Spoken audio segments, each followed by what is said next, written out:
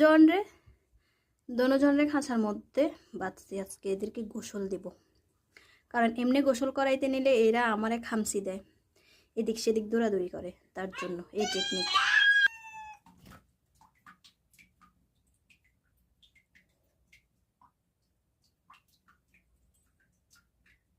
Shampoo দিয়া দিই, তারপর পানি দিয়া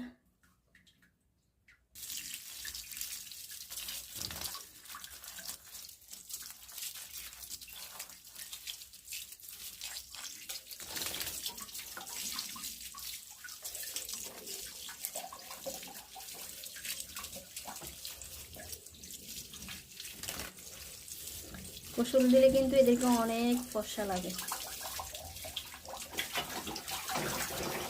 তো বালুর মধ্যে দিয়ে বসে থাকে, ময়লা ময়লা দেওয়া যায়।